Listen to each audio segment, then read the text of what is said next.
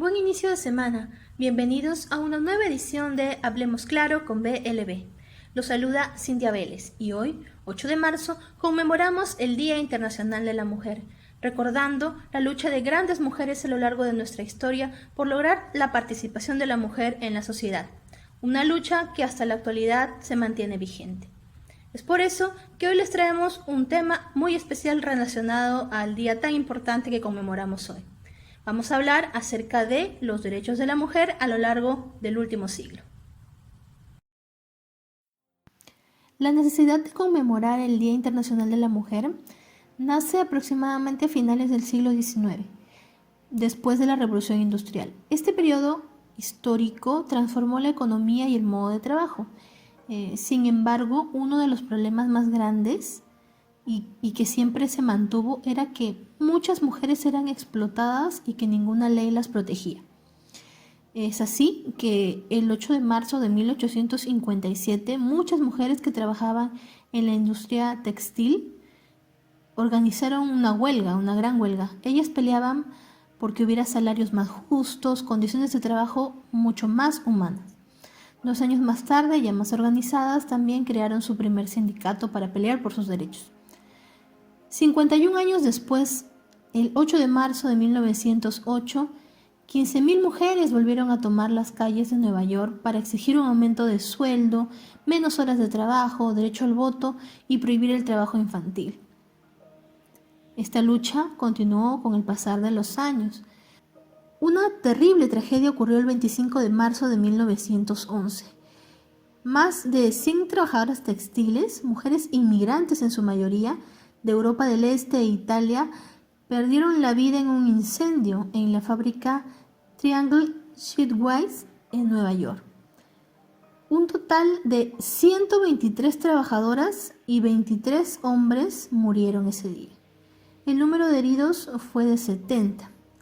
Entre ellos, la víctima de mayor edad tenía 43 años y la más joven 14 años. Esto sin duda marcó un precedente e impulsó a las mujeres a continuar en esta lucha. Posteriormente, cuando cae la monarquía en Rusia, un gran número de mujeres se encontraban en huelga para exigir mejores condiciones de vida, por lo que en ese entonces el gobierno provisional concedió el voto femenino. Y es así que constantemente y tras los años y en diferentes partes del mundo han habido diferentes manifestaciones que han ayudado a consolidar los derechos de la mujer. Como vemos, la lucha femenina ha tenido gran presencia generalmente en el ámbito laboral.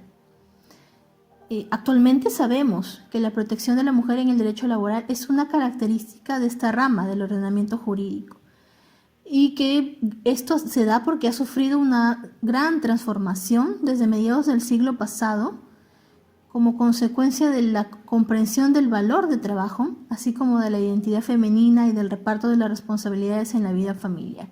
Pero en sus inicios no era así. Esta protección que hoy brinda la legislación laboral tuvo muchos casos, muchos matices especiales. Generalmente se consideraba a las mujeres como personas muy débiles para negociar. Por eso, la tendencia a nivel mundial hasta fines del siglo pasado fue prohibir el trabajo femenino en determinadas circunstancias. No solamente circunstancias relacionadas con la maternidad o con la menor fuerza física que podría tener la mujer, sino también con la mentalidad propia que se desarrollaba en aquella época, que consideraba a la mujer menos dotada que el varón para los trabajos intelectuales y para las funciones públicas.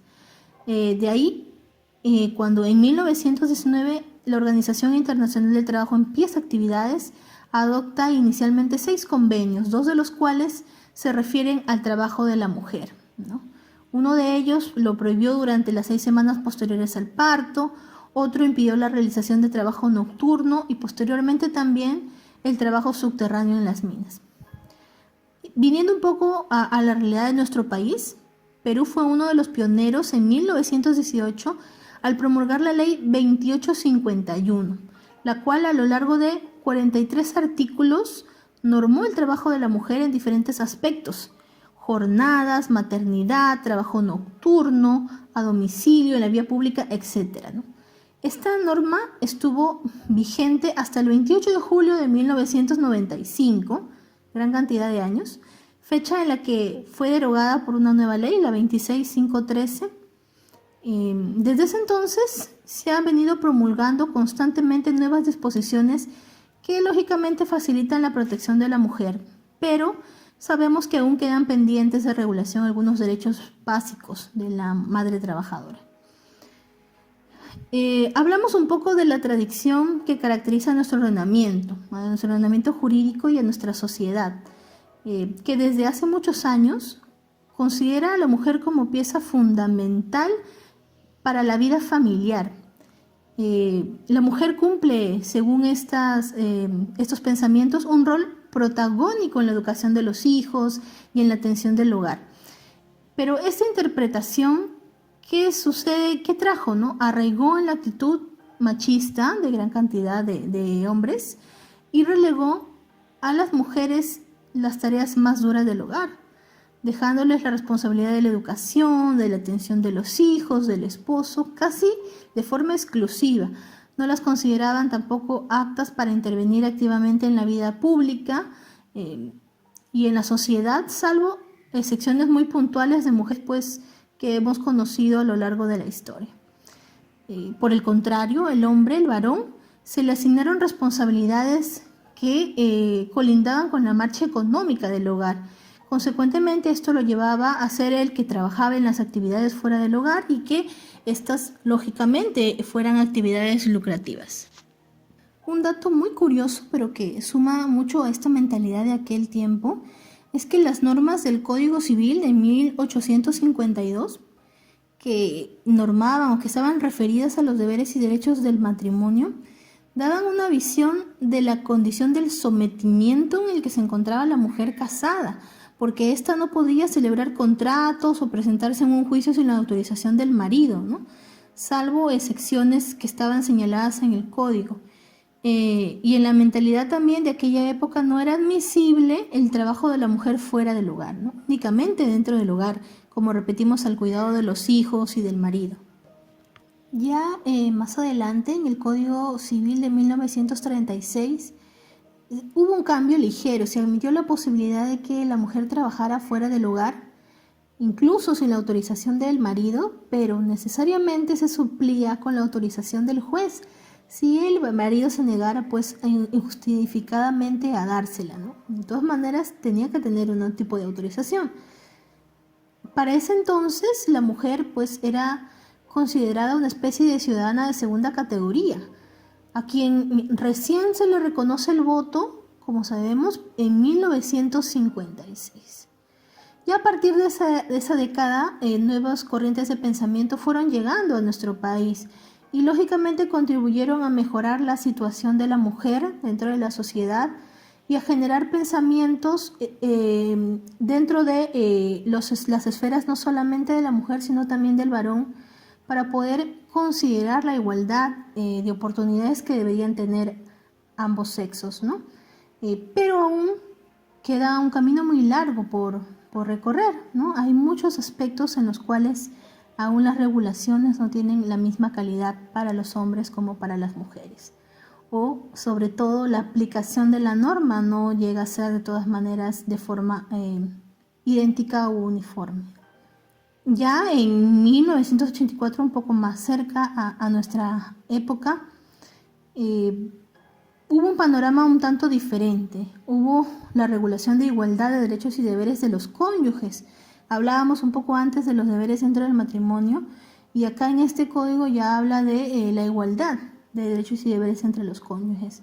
Se declara pues en el capítulo único, un capítulo único referente a estos deberes que se originan con el matrimonio, ¿no? Aquí la libertad de trabajo y la posible negativa para que uno de ellos trabaje fuera del hogar, como hablábamos, fueron establecidas en favor de ambos cónyuges indistintamente, ¿no?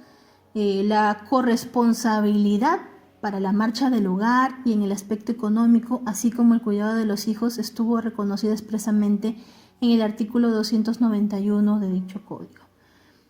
Ya con los años y en la actualidad ha habido un aumento de mujeres que se dedican a la vida laboral, a contribuir patrimonialmente con su hogar y a compartir estas funciones con el marido dentro de lo que se refiere al cuidado de los hijos, del hogar.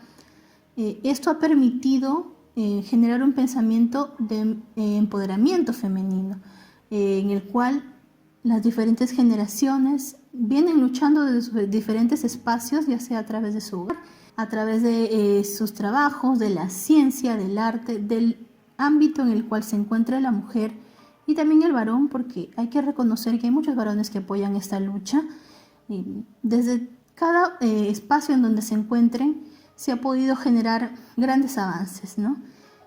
Generalmente lo que se busca en esta lucha es el respeto a esta igualdad fundamental y a la equidad en la diversidad, ¿no? Este es el argumento de la lucha que aún continúa en nuestra época y que esperamos tenga resultados pues a corto plazo.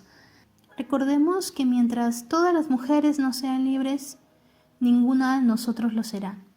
Este va a ser el pensamiento y el fundamento que nos permitirá seguir luchando, no solamente por nosotros o por nuestras hijas o por nuestras hermanas, sino también por todas aquellas mujeres alrededor del mundo que de repente hoy ya no tienen voz para hacerse escuchar. Valoremos esta lucha que realizaron las mujeres de nuestros antepasados. Conmemoremos este día, un día triste, pero el cual nos demuestra que la unión de las mujeres cambió paradigmas en la historia a nivel mundial. Valoremos esta lucha y sigamos trabajando por consolidar los derechos de la mujer en todos los aspectos.